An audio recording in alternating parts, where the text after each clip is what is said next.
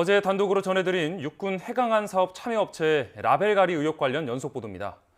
지난해 10월 YTN의 첫 보도 이후 국방부는 감사를 통해 업체가 제안한 것과 다른 장비가 군에 납품된 사실을 확인했습니다. 하지만 국방부는 당장 문제 삼기 어렵다는 결론과 함께 업체와 육군에게 면죄부를 준 것으로 드러났습니다. 김우준 기자의 단독 보도입니다. 육군이 주요 접경 지역에 설치하고 있는 경계용 CCTV의 핵심 장비 원산지가 둔갑됐다는 의혹. 지난해 10월 YTN 보도 이후 국방부는 해강한 사업에 대한 감사를 시작했습니다. 취재진이 확보한 국방부 감사 결과 보고서입니다.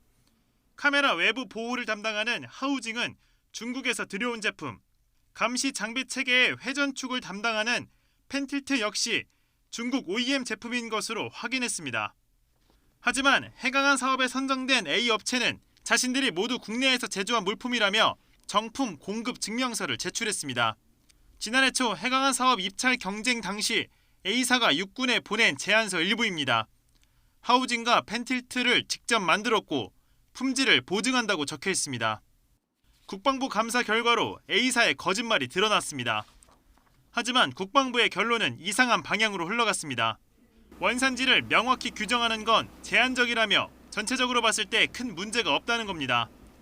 군 출신 전문가는 이해할 수 없는 감사 결과라고 지적했습니다. 다른 장비가 들어왔다라고 분명하게 기술돼 있잖아요. 그러면 군을 상대로 사기를 친 겁니다. 그러면 국방부가 이 감사 결과를 토대로 해서 고소를 했어야 돼요. 근데 지금 이 사업에 전혀 문제 없다라고 결론을 내린 것 자체가 잘못됐다. 국방부 감사가 제대로 진행됐는지 의문이 드는 대목은 또 있습니다. A사는 열상 카메라 센서와 냉각기는 국내 제품을 썼다고 했지만 해당 업체들은 납품한 적이 없다고 밝혔습니다. 그런데도 국방부 감사관실은 업체 조사도 없이 문제 없다고 결론냈습니다. 국방부 감사관실에서도 따로 조사가 나온 적은 없는 거죠? 네네네. 감사 받은 적 없습니다. 심지어 감사 과정에서 중국 업체가 심은 악성 코드 통로가 발견됐는데도 정보 유출 우려가 없다고 단정지었습니다. 보안 전문가는 국방부의 안이한 판단을 지적했습니다.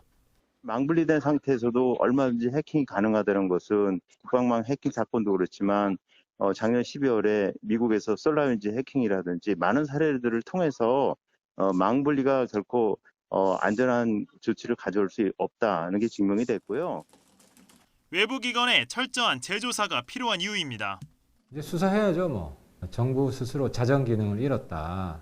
이럴 경우에는 검찰이나 경찰이 직접 수사를 해서 이 라벨 가리의 범죄 전모를 밝히는 게 필요합니다.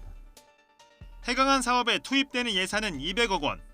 관련 장비는 최근 오리발 귀순에 뚫린 22사단을 포함해 주요 경계 지역 200여 곳에 설치됐고 상용화를 목전에 두고 있습니다. YTN 김우준입니다.